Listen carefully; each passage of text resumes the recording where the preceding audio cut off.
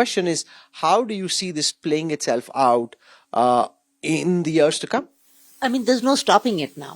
It's already, it has already taken off. And what you find right now is impatience on the US side to close on a few deals in India, both from the private sector, from company perspective, and from the policy perspective. They want to close a few things which are in the pipeline right now. It's India which is slow. So I feel that this momentum, I think, of sort of closing on a few partnerships, few policy decisions, few, some long-term partnership activities, all those things can be done if there was a set of actors working on it. And I feel right now already there's an active participation from the diaspora, from think tanks, from universities, and from India, of course, from the government side. But I wish that there was, from my perspective, I wish that the bureaucracy was more on board towards accelerating this partnership.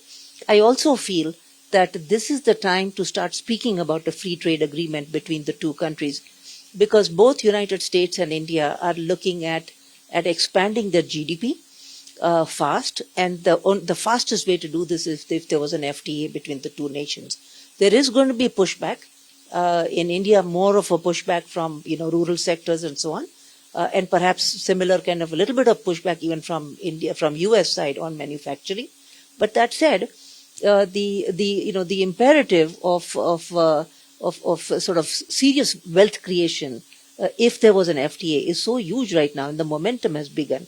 I actually don't think that there's going to be any slowdown on that. So I hope that we have serious participation from all stakeholders on this sector. And finally, Asha, we're also seeing now the current government try and leverage into what Fred is describing, the power of the Indian diaspora, whether it is through Indian Americans or elsewhere, like Jews in the United States, have been so influential in domestic politics because the Indians were split on both sides, never really mobilized as a channel of political influence.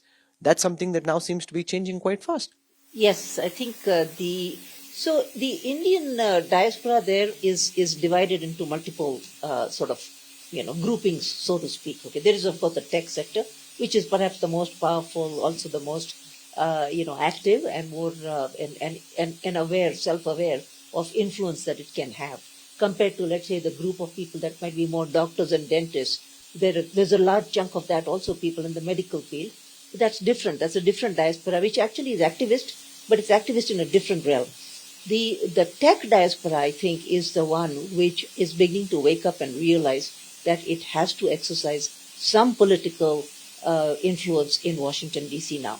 And people like myself are the first few bakras, so to speak, who are sticking our necks out and dabbling in Washington, D.C., right? Hanging out with people, understanding how Washington, D.C.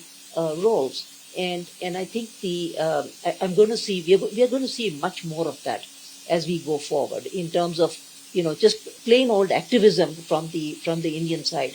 And I think there's also another thing that I'm noticing right now is the level of support that we are getting from India. So the other day, I'll give you an example, Rahul.